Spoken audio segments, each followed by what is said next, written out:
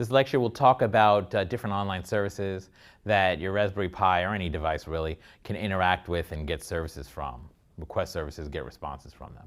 Web-based services. So by this we mean services in the cloud, right? So some service that is run on remote servers that are accessible through the network.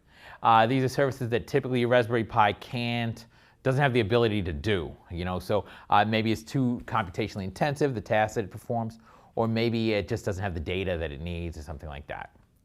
So it runs on a remote server, so there's some remote server, say from Facebook, some remote servers, and they accept requests from clients. So a client like your Raspberry Pi will send a request, and then they'll get a service. And they interact typically using HTTP messages. These are web-based services, right? So the interface is going to be HTTP. Right. Now, the HTTP messages are constrained, but they are HTTP formatted messages. So here's a picture of what something might look like. So you got some device. I'm drawing I have a little cell phone icon there, but it could be it could be a Raspberry Pi or whatever it is. It makes a request to some servers at Google Maps. Say those are servers at Google Maps. Give me a map of UCI. Now, of course, it doesn't just say give me a map of UCI. There's a formatted message there that's sent. And then those servers receive it, they get the map, and they send a response which contains the map or data to find the map or something like that. So that's the idea, to have these services running remotely. And it adds a lot of power to your system, right? Because a Raspberry Pi alone can only do so much. But if you want to be Internet of Things, and this thing needs to communicate with the Internet and access these remote services. So this is a very common thing that IoT devices can do, is sort of access bigger services provided by servers somewhere out there on the network. So, Applications Programming Interface, or API. API is the shorthand for it. So an API defines a communication interface between programs. So when we're talking about these web-based services, the API defines the format of the messages that have to go back and forth from client to server. Now, these are web-based services that we're talking about. So these are all HTTP messages.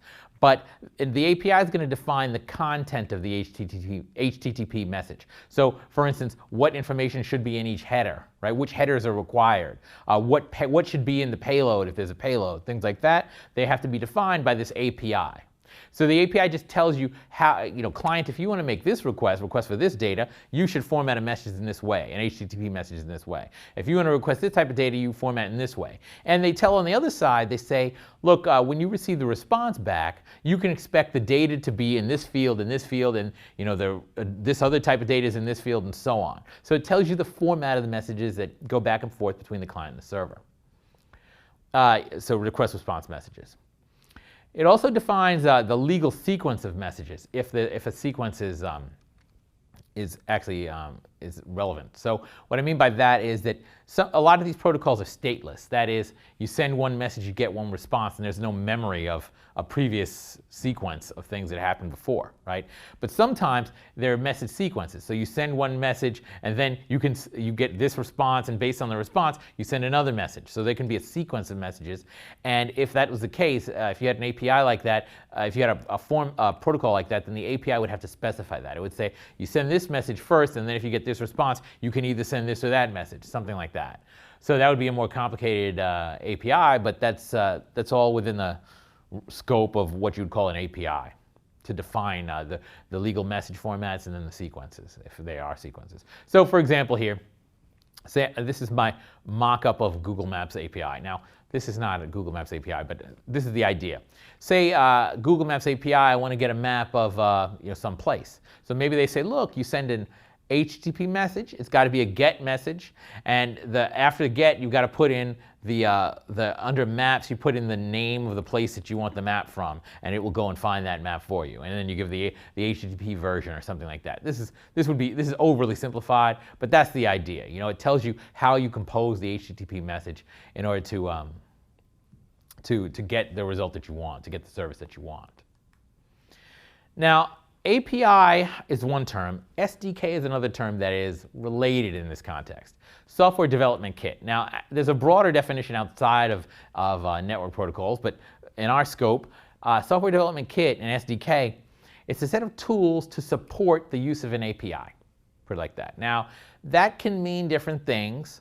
Typically what it means is a bunch of library functions, okay, that support the use of the API. So an API just tells you the format, what the messages should look like and how they should be formatted. The SDK is typically a bunch of library functions that adhere to that API. So what that means is that the programmer doesn't need to know the details of the API because the SDK acts as an interface for him or her. So for instance, if you want to send a message to get a map from Google Maps, right? One way would be just know the API that I showed in the last slide, and then you create a string that looks like that, and then bam, you send that. Or if you had an SDK, the SDK might have a library function in there that says get map, right?